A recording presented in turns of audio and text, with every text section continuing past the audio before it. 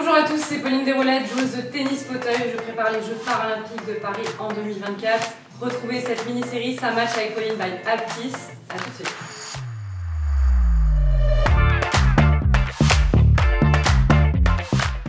Un nouveau mot aujourd'hui, le mot handicap.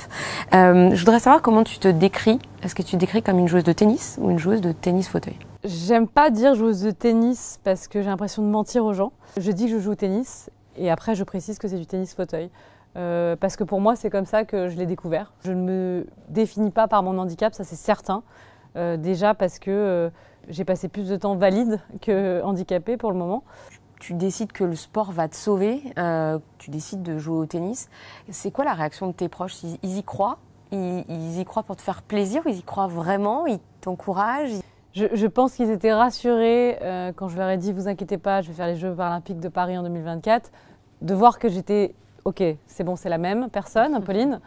Après, est-ce que vraiment ils s'attendaient à ce que je réalise vraiment cet objectif-là? Je ne sais pas. En tout cas, ils sont derrière moi aujourd'hui. Je pense que quand je l'ai posé là, cet objectif, je ne savais pas encore comment, quand. C'était toi la première à convaincre finalement. C'est ça. En tout cas, oui, à faire ce qu'il fallait pour réaliser l'objectif. Comment, après cet accident, tu as géré le regard des autres? Le regard des autres, c'était difficile. Ça peut l'être encore aujourd'hui d'ailleurs. Tu vois, là, c'est les beaux jours. On commence à se remettre en short et j'oublie pendant la période d'hiver que bah oui, il y a quand même cette prothèse-là et donc tu le ressens à nouveau, le regard des autres. Au début, ça a été très difficile. Ce que j'avais trouvé, c'était de m'entourer d'un harem de bonnes personnes autour de moi pour me protéger presque du regard des autres. J'en ai jamais voulu à personne parce que je trouvais ça normal que les autres regardent, parce que la prothèse, visuellement, ça se voit, ça intrigue.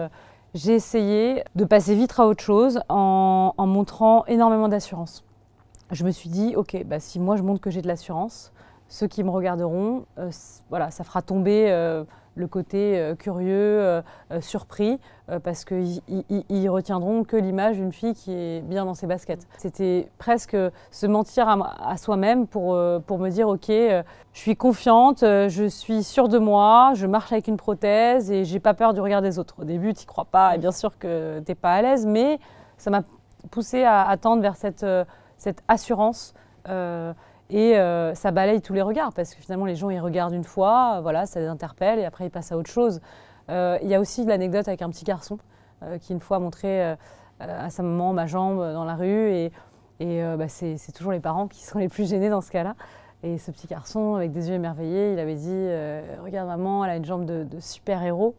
Et quand j'ai du mal à affronter le regard des autres, je repense à ce petit garçon qui a dit que j'avais une jambe de super-héros et ça m'aide. Assez émouvant comme anecdote, effectivement. Pauline, les Jeux paralympiques doivent faire beaucoup pour l'accessibilité, pour l'inclusion, pour ce regard dont on parle. Ça va assez vite. Il y a déjà des avancées. Tu les constates ou pas? Je suis vraiment ravie de cet engouement collectif autour des Jeux olympiques et paralympiques. Et du coup, le paralympisme, évidemment, en profite. Nous, athlètes paralympiques, on fait notre sport et on va jouer pour la France. Et ça parle vraiment à tout le monde. Et moi, je ressens vraiment cet engouement dans notre pays qui est nouveau. Donc, merci les Jeux chez nous. Là où je suis plus sceptique et j'espère vraiment que ça continuera après, parce qu'on parle souvent de l'héritage. On a encore beaucoup d'efforts à faire dans notre pays sur la culture du handicap, l'accessibilité. Une petite fille ou un petit garçon qui est en situation de handicap, qui veut faire du sport, vers qui il se tourne, les personnes formées, quelle structure. C'est encore un immense chantier, mais il y a vraiment beaucoup de bonne volonté. Et moi, je suis une nature positive, je sais qu'on y arrivera et je continuerai à porter, à transmettre autour de moi pour que ça aille dans le bon sens, sur la bonne voie en tout cas.